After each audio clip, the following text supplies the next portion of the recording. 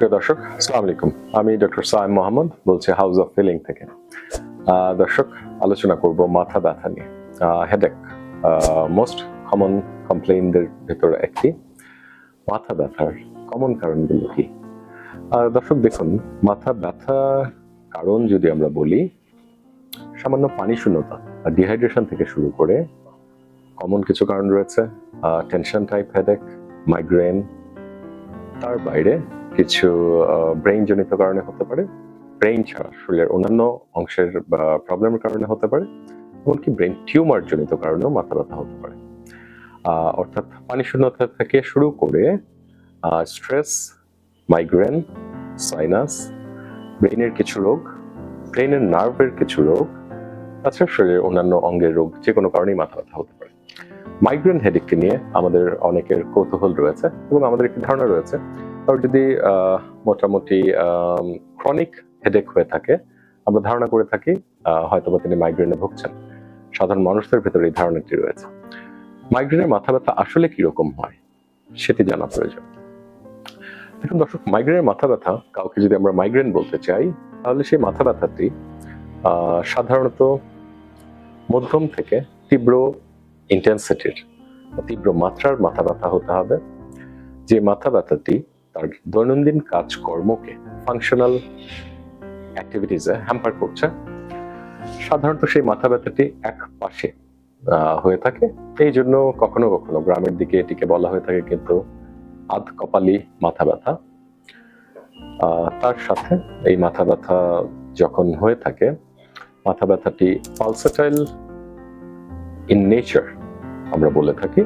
সহজ করে যদি বলি, কেউ কেউ এসে আমাদের কাছে বলেন যে আমার মাথার ভেতর মনে হচ্ছে দপদপ করছে,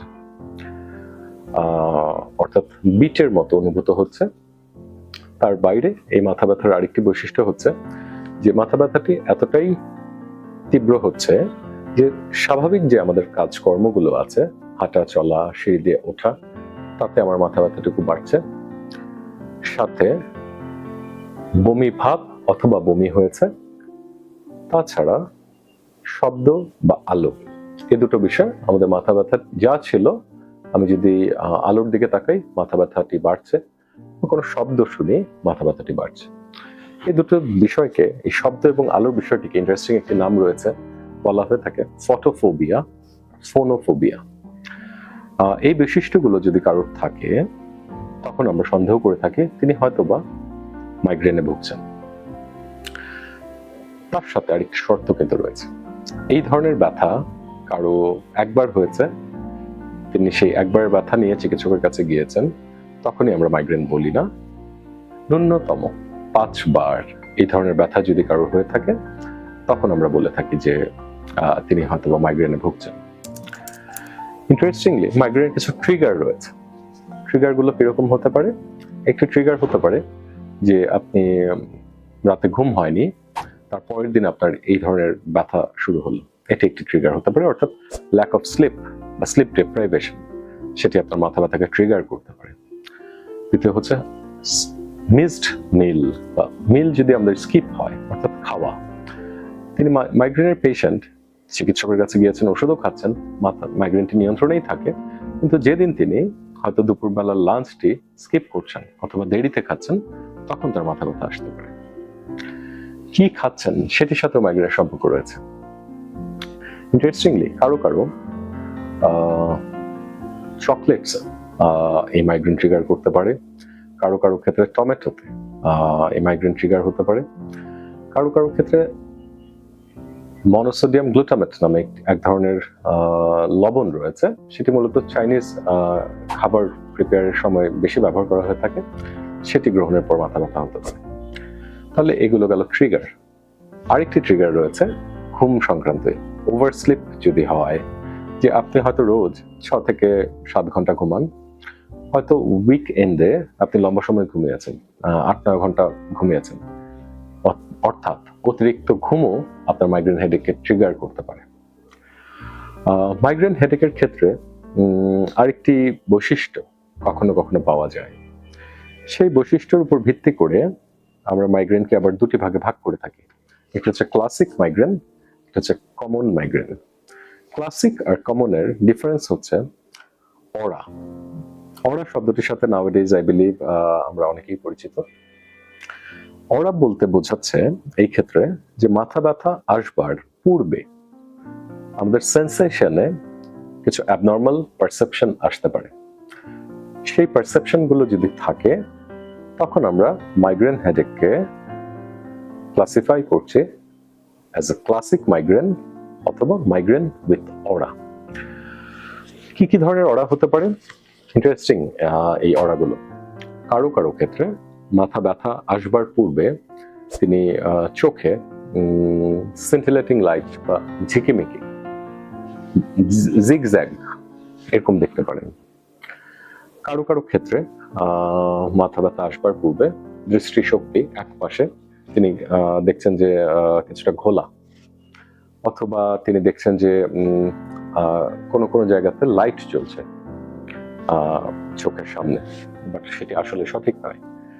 কারো কারো ক্ষেত্রে এই অরাটি ভিজুয়াল না হয়ে দেখা যেতে পারে যে অলফ্যাক্টরি বা গন্ধ নেবার ক্ষেত্রে আমাদের স্মেলের সেন্সেশনের ক্ষেত্রে অ্যাবনর্মালিটি পাওয়া যেতে পারে, যে তিনি হয়তো খুব সুন্দর একটি গন্ধ পাচ্ছেন মাথা ব্যথা আসবার পূর্বে, বাট যে গন্ধটি আসলে সেখানে উপস্থিত নেই, অথবা দুর্গন্ধ পাচ্ছেন তিনি যেটি আসলে উপস্থিত নেই। এটি রোগীরা বুঝতে পারে, কারণ এই ঘটনাটি তার সাথে একবার তো নয়। যখনই মাথা ব্যথা আসবে, মাথা ব্যথা আসবার পূর্বে এই ঘটনাটি 10 মিনিট থেকে 1 ঘন্টা পর্যন্ত থাকতে পারে এই অরা। যদি এই অরা থাকে তখন আমরা বলছি ক্লাসিক মাইগ্রেন। আর যদি এই অরা নেই, সরাসরি তার মাথা ব্যথা দিয়ে শুরু হয়, তখন আমরা বলে থাকছি কমন মাইগ্রেন।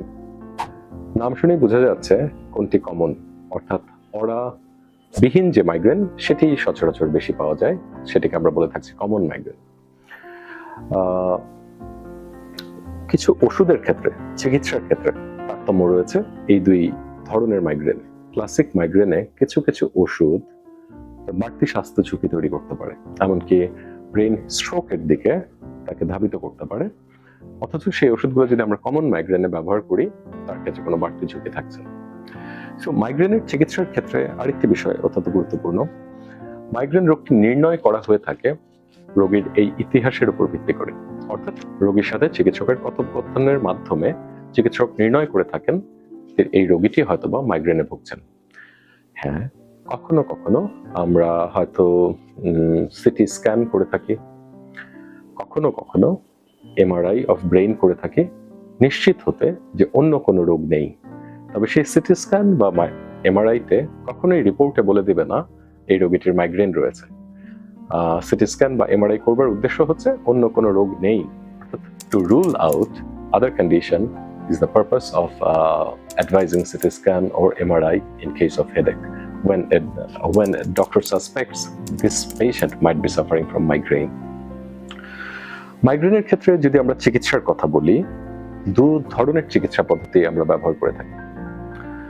একটি চিকিৎসা পদ্ধতি হচ্ছে ব্যথা নাশক, আরেকটি চিকিৎসা পদ্ধতি হলো ব্যথা প্রতিরোধক, অর্থাৎ one is abortive, another one is preventive. অ্যাবর্টিভ অর্থাৎ ব্যথানাশক ওষুধ ব্যবহার করা হয়ে থাকে সচরাচর যখন এই মাথা ব্যথাটি কাউকে হয়তো মাসে 2 থেকে 3 বার, 4 অথবা তার নিচে যদি মাসে কারোর মাথা ব্যথা মাইগ্রেনের কারণে হয়ে থাকে, তখন আমরা ব্যথানাশক ওষুধ অ্যাবর্টিভ ট্রিটমেন্ট দিই।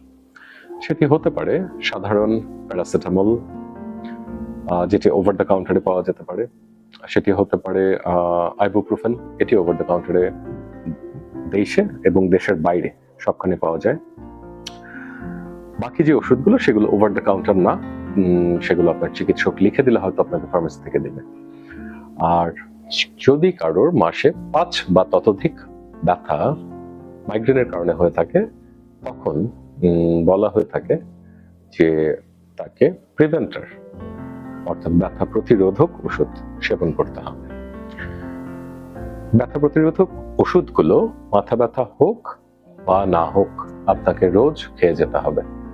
সে এই ব্যথা রোজ খেয়ে যাওয়ার উদ্দেশ্য হলো যাতে সে আপনার ভবিষ্যতে মাইগ্রেন হেডেক হওয়ার সম্ভাবনাকে কমিয়ে নিয়ে আসে। এই ক্ষেত্রে কোন ধরনের ওষুধ দেওয়া হবে? নানা ধরনের ওষুধ রয়েছে।